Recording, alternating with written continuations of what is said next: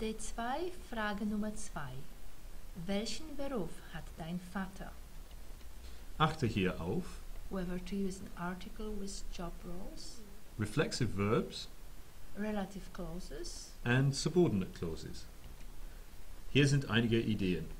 Mein Vater ist Arzt. Er arbeitet in einem Krankenhaus, das sich in der Stadtmitte befindet. 3-mal in der Woche operiert er Leute, die Probleme mit dem Herz haben. Er findet seine Arbeit extrem interessant und freut sich immer, wenn alle seine Patienten gesund nach Hause gehen können. So, do you use an article with job roles or not? Let's see. Mein Vater ist Arzt. Ich bin Lehrer. Frau Cloud ist Lehrerin.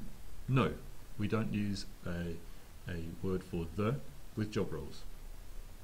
Reflexive verbs we had here, and these are, I particularly included these because they're not reflexive in English, so that's something you've got to be aware of. Sometimes there are words in German, quite common words, which are reflexive in German but not in English. We had 2 examples.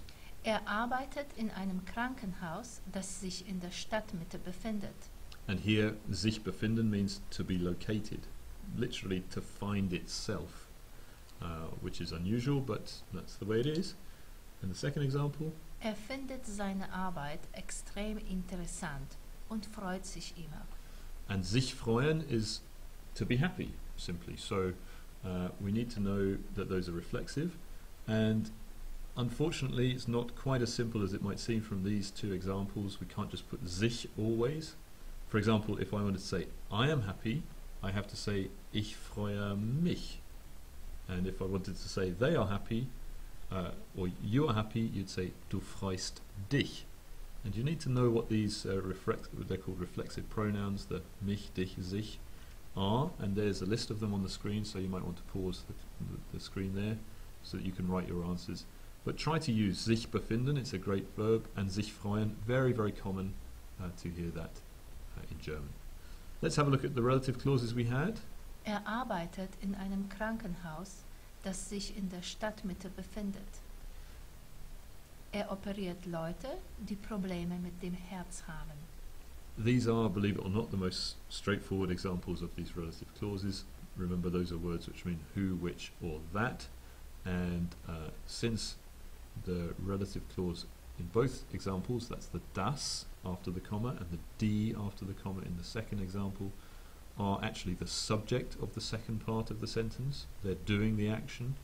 Then they're in the nominative case, and you just pick the correct word from the der, die, das line on your der, die, das table, which is in the correct gender for the noun before the comma.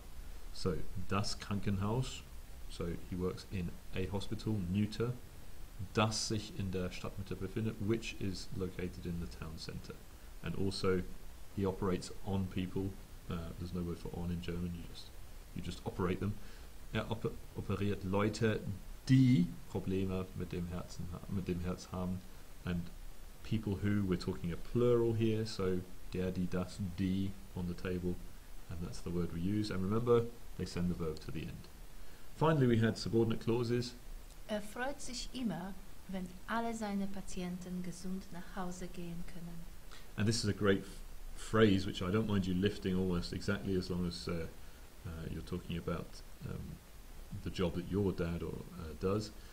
Er freut sich immer wenn, and then finish off the sentence, make sure your verb's at the end. That's all.